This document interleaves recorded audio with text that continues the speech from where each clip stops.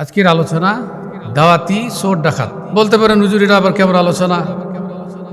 হ্যাঁ, এটা আলোচনা ওই যে আমাদের বিয়া শাদীর বাড়িতে আমরা যে ব্যবহারগুলো করি, আচ্ছা শরীয়ত কি বলে? আমরা সাধারণত দেখি আমাদের গ্রামাঞ্চলে সামাজিক প্রথায় একজন আরেকজনকে কিভাবে কষ্ট দেওয়া যায়, তার উপর বিজয় লাভ করা যায়, এই প্রতিযোগিতায় আমরা মেতে উঠি। রাসূলুল্লাহ সাল্লাল্লাহু আলাইহি ওয়াসাল্লাম বলছেন, লিল মুসলিমি আলাল মুসলিম সিত্তুম বিল মারুফ ওয়া ইউসাল্লিমু আলাইহি ইযা লাকিয়াহু ওয়া ইউশাম্মিতুহু ইযা আতাশা ওয়া ইয়াউদুহু ইযা দাআ। অর্থাৎ একজন মুসলমানের উপর আর একজন মুসলমানের 6টি হক। যখন কোনো মুসলমানের সঙ্গে সাক্ষাৎ হবে সর্বপ্রথম তাকে সালাম দেবে, এটা হক। এরপর ওই সাম্মিতুহু ইযা আতাশা, যখন কোনো মুসলমান হাসি দেবে, হাসিতে সে বলবে আলহামদুলিল্লাহ, আর যিনি শুনবেন তিনি বলবেন ইয়ারহামুকাল্লাহ, হাসির জবাব দিবে, এটা হক।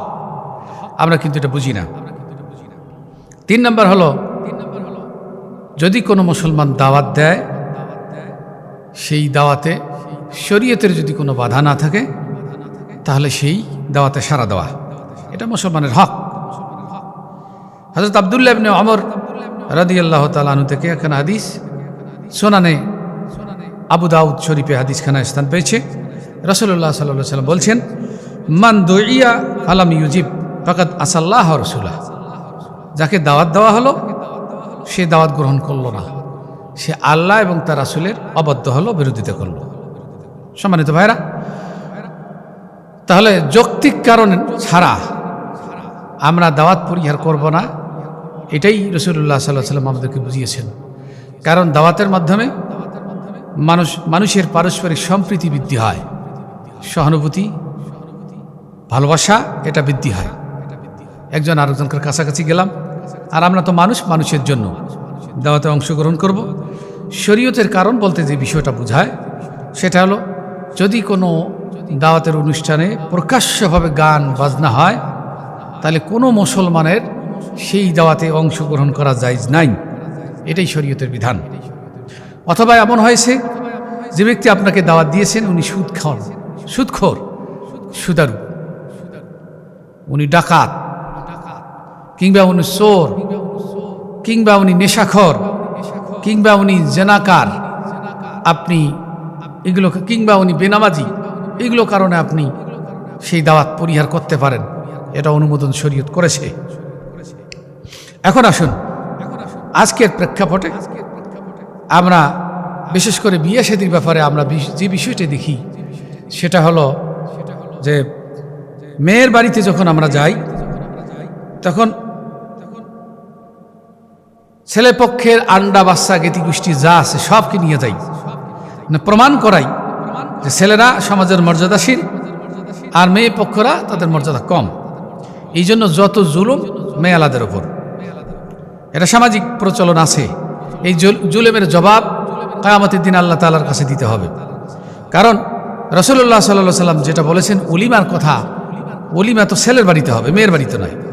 কাজেই ছেলে পক্ষের উচিত আপনার জ্ঞাতিগোষ্ঠী যত সংখ্যা লোকজন থাকুক না কেন, আপনার আত্মমর্যাদা বোধ, আপনি যত ভেরিফাইড লোক হন না কেন, আপনি আপনার বাড়িতে আপনি দাওয়াত করে ওলিমাতে আপনি লোক সংখ্যা বেশি প্রকাশ করাবেন, হাজির করাবেন, এটা আপনার কৃতিত্ব। মেয়েদের বাড়িতে হাজির করে তাদের উপর জুলুম করা, এটা ইসলামী শরীয়ত হারাম করেছে। সম্মানিত ভাইরা, আসুন যে আলোচনায় রাসূলুল্লাহ সাল্লাল্লাহু আলাইহি ওয়াসাল্লাম বলছেন, মান দাখালা আলা গায়রি দাওয়াতিন দাখালা সারিকান ওয়া খারাজা মুগীরান। অর্থাৎ রাসূলুল্লাহ সাল্লাল্লাহু আলাইহি ওয়াসাল্লাম বলেছেন, যে ব্যক্তি বিনা দাওয়াতে কারো বাড়িতে গেলেন সে ব্যক্তি চোর হিসাবে ঢুকলেন, আর দাওয়াত খাওয়ার পর সে ডাকাত হিসাবে, লুণ্ঠনকারী হিসাবে বের হয়ে গেলেন। হাদিসখানা আবু দাউদ শরীফে রয়েছে। কিভাবে? মেয়ে পক্ষের সঙ্গে আপনাদের কথা হয়েছে, ছেলে পক্ষের কথা হয়েছে যে ছেলে পক্ষ মেয়ে পক্ষর বাড়িতে যাবে 150 জন, কিন্তু জানা গেল, খেতে বসে জানা গেল উপস্থিত হয়েছে ছেলে পক্ষের লোক মেয়ে পক্ষর বাড়িতে উপস্থিত হয়েছেন 350 জন। তাহলে কথা ছিল আপনি 150 জন আসবেন, আরও যে 200 জন আপনি বেশি নিয়ে আসলেন। বিনা দাওয়াতে যারা আসলো, যারা খেলো, এরা চোর হিসাবে আসলো, ডাকাত হিসাবে গেল। ঠিক এই সমাজের মানসিকতার জন্য ভাইরা, আবার আমরা কিছু মানুষ আছি, সমাজের কিছু মানুষ আছি, ওই দাওয়াত পক্ষের লোকজন যখন আসে তখন সমাজের কিছু লোক আছে যারা ওই সুযোগটাকে গ্রহণ করে। আমরা ছেলে পক্ষ অথবা মেয়ে পক্ষ পরিচয় দিয়ে ওই দাওয়াতের বাড়িতে অংশগ্রহণ করি। আমাদেরকেও সজাগ থাকতে হবে, কিয়ামতের ময়দানে আমরা যেন চোর কিংবা ডাকাত হিসেবে আল্লাহর আদালতে হাজির না হই। সেজন্য আমাদেরকে অবশ্যই বিনা দাওয়াতে কারো বাড়িতে যাওয়া যাবে না।